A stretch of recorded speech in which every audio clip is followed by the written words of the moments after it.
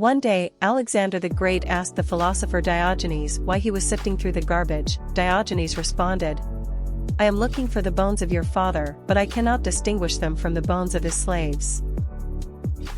Another time, Alexander asked Diogenes if there was something he could do for him.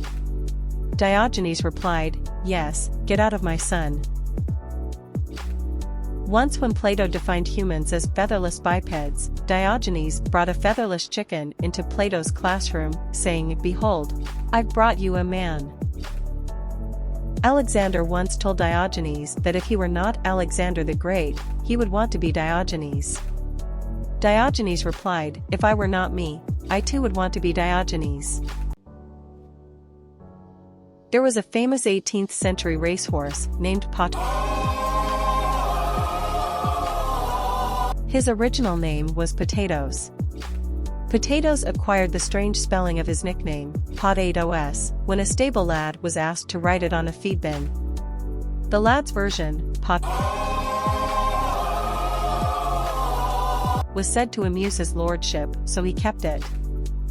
Wolfgang Amadeus Mozart once wrote a 6-part canon titled Leck mich im Arsch, which loosely translates to "lick me in the arse."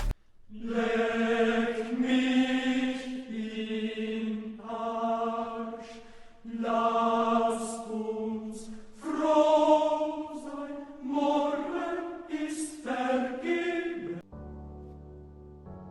In 1847, Robert Liston performed an amputation in 25 seconds, operating so quickly that he accidentally amputated his assistant's fingers as well. Both patient and assistant later died of sepsis, and a spectator reportedly died of shock, resulting in the only known surgical procedure with a 300% mortality rate.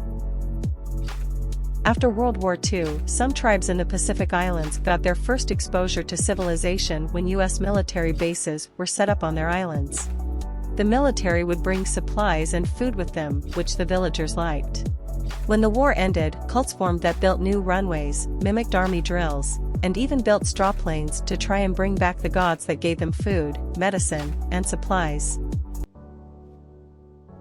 In 1807, after his victory at Friedland, Napoleon proposed a rabbit hunt to celebrate. He invited the military's biggest brass and collected a colony of rabbits. Once bunnies were released, they didn't scurry in fright. Instead, they bounded toward him and his men. The attack only ceased after their coach rolled away. Daniel Steibelt, a top pianist in his own right, once challenged his contemporary Beethoven to a musical improv duel. He showed up to the improv and played one of his own works, for which he'd brought the sheet music.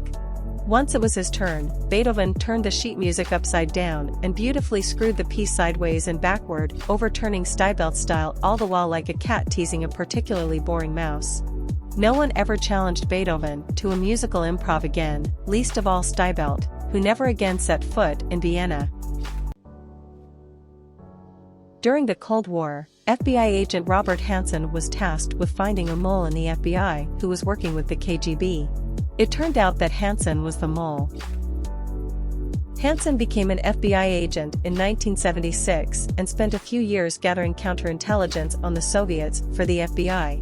In 1979, most likely for financial reasons, he decided to start selling information to the Soviets.